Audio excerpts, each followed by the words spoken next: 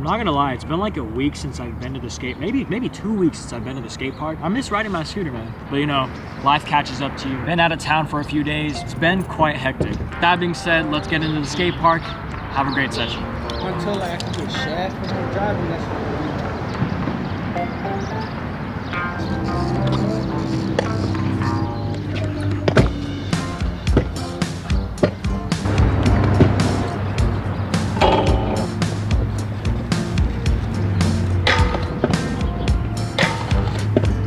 but I don't trust putting my cash app anywhere.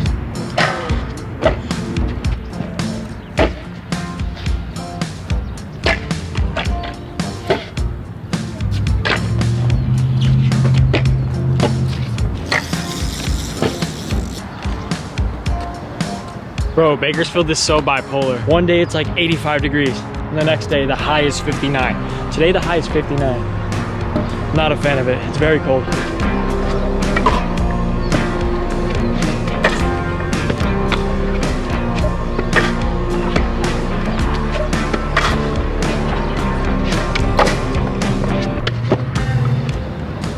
Do the same trick again, but we're gonna add another toe whip going into the trick and another toe whip going out of the trick. So double whip 50-50, double whip drop. Here we go. Never tried this before.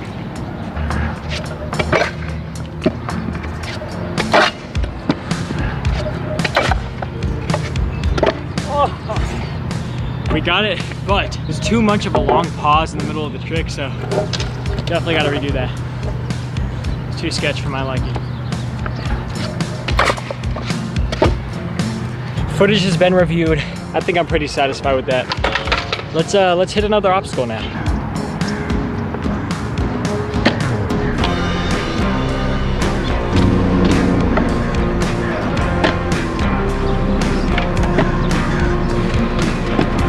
Let's add a tail up to that. Let's go.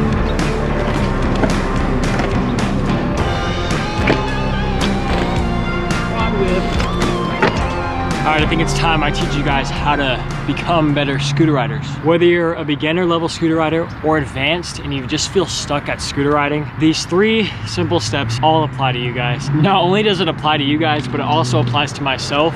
I low-key like need to take these tips into consideration when I ride my scooter, but it's okay, we're all family, we're all here to learn. Let's go ahead and get into the 3 steps to becoming a better scooter rider. Tip number 1 to becoming a better scooter rider. Tip number 1, and I think the most important reason why you're not progressing in scootering is because you are comfortable. I think I'm guilty of this myself. I should definitely like take my own advice. Get out of your comfort zone. Personally, I do a lot of the same tricks every single session. I'm probably learning like 2 to 3 new tricks in a span of like 1 month, and I feel like that's not enough. Personally, I should probably set my own goals at maybe 10 new learns a month. That would be sick. And there's really only one solution to that. Try new tricks, learn new tricks, try something new. With that being said, let's try some stuff we are completely unfamiliar with. Let's go for a new learn. Whether it's just adding a tail whip or a bar spin to your 180 or 360 tricks, it's that simple. Just try something new. 360 tail whip, up a bar, tail whip. So 3 trick combo in the middle of a 360. Never tried this before. Here we go.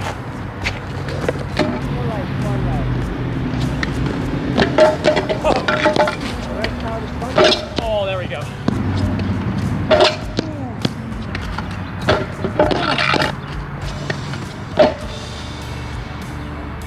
One foot.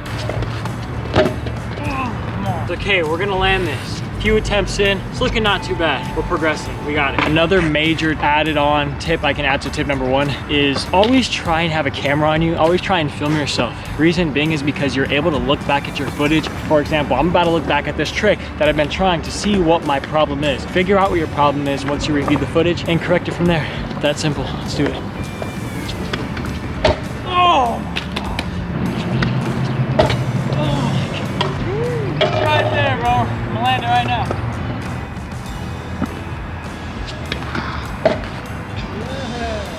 Let's go!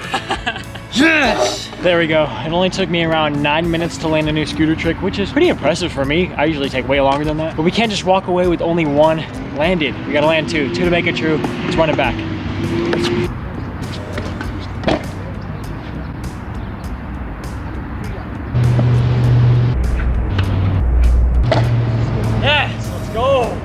on to tip number 2.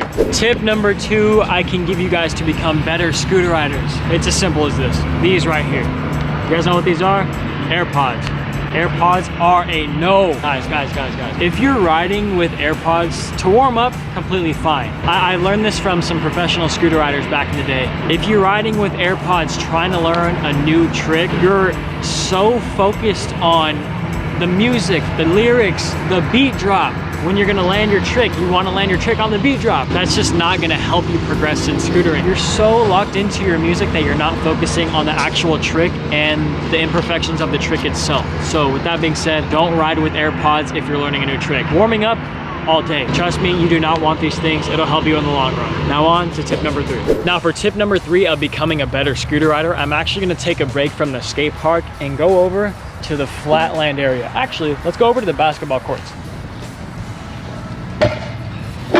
Tip number 3 is just as important as tip number 1. One of the easiest cheat codes to becoming a better scooter rider is this right here. The flat land. I think we can all agree we all share the same earth. Find yourself a nice open flatland space like this and practice your scootering tricks. Some really good examples of how to progress via flat ground would be, you are pretty comfortable doing a finger whip on a fly out ramp. Try and take it to the flat land. It sounds like an insane challenge, right? But honestly, finger whips are one of the most basic, easier tricks to learn on the flat ground. I promise you, if you are already pretty familiar with a finger whip fly out and you're basically catching them, just try it. It doesn't hurt to try this new trick on the flat ground. Check this out. This trick was one of the very first tricks I learned flat after, you know, the basic like double whips and bar spins and tail whips 360s. All of the basics are out of the way. Finger whips weren't that hard of a challenge for me. As long as you lean forward, keep your chest above your bars, and you're jumping pretty high and whipping that deck as hard as you can, it's not too bad. Check it out. Like, it doesn't require that much.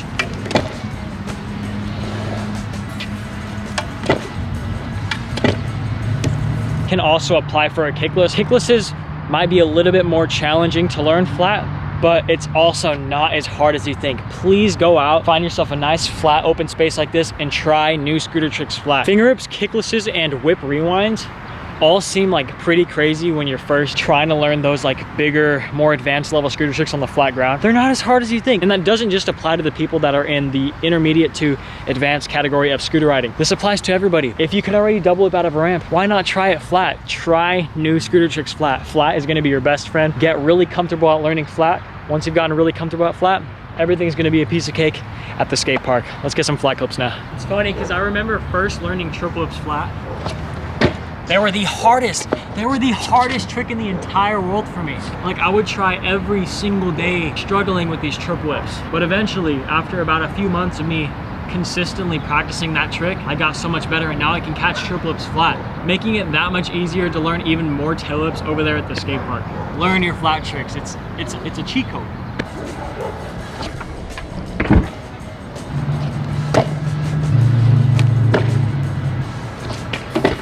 The reason why I think it's so beneficial to learn your flat scooter tricks and get super familiar and comfortable with them is because you're kind of forced to throw the tricks faster than you normally would on a ramp. For example, bar whips, you can kind of take your time when you're doing it out of a fly out bowl at a skate park. Rather than flat ground, you are forced to throw the bar and the whip as fast as you possibly can.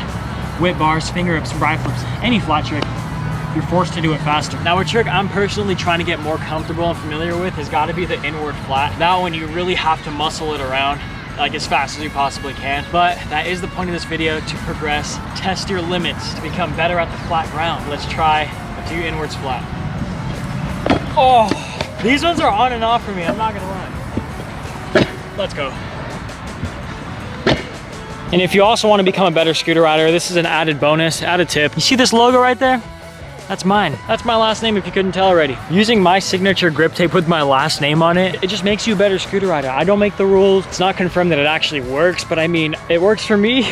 No, but on a more serious note, if you guys do actually like either my signature sticker or grip tape, make sure to pick one of these sheets up. There's only a limited quantity of 100 ever made, so once they're gone, they're completely gone. Also, please make sure to DM me on Instagram. Let me know if you guys actually end up picking up one of these sheets. It means the absolute world to me that you guys are supporting me. Shout out 2020. 125. I'm stoked to be where I'm at. We are on the road to 100K. Hopefully we can hit it by the end of this year. I know the year just started, but we're not that far away. We're only about 5,000 subscribers away. The likes, the shares, the comments, they keep me going to keep posting weekly videos like this for you guys. I enjoy what I do. Thank you guys so much for being a part of this journey. But seriously, you should get some of this grip tape. I think it's so cool. That is gonna end today's video, guys. I really hope you guys did end up enjoying it. If you guys found this video helpful or useful in any type of way, please let me know down in the comment section. And I guess I should mention that these 3 tips that I did mention in this video were very accustomed to me, and they helped me become a better scooter rider. And overall, were just the 3 most influential tips that helped me get to where I am today. Thank you guys so much for watching today's video,